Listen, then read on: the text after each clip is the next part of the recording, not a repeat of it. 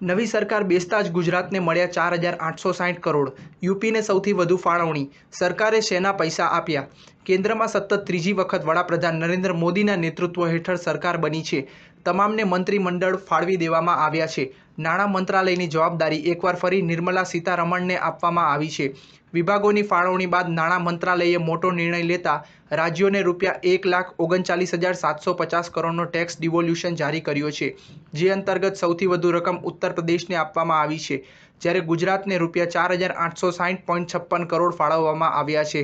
કેન્દ્ર સરકાર દ્વારા ટેક્સ ડિવોલ્યુશન હેઠળ જારી ફંડમાં ઉત્તર પ્રદેશને સૌથી વધુ ₹25,069.88 કરોડ ફાળવવામાં આવ્યા છે, જ્યારે બિહારને ₹14,056.12 કરોડ ટ્રાન્સફર કર્યા છે. આ લિસ્ટમાં સૌથી વધુ ફંડ મેળવવામાં ત્રીજા નંબરે મધ્યપ્રદેશ છે, જેને ₹10,970.44 કરોડ ફળવાયા છે.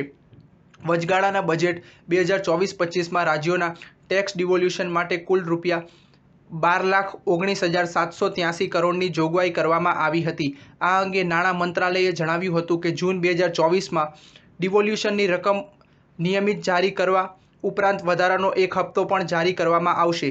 રાજ્યો વિકાસ અને મૂડીગત ખર્ચ સંદર્ભે આ રકમોની ખર્ચ કરાશે. વધારાનો હપ્તો ફાળવવાની સાથે 10 જૂને રાજ્યોની કુલ ડિવોલ્યુશન ₹2,79,500 કરોડ છે.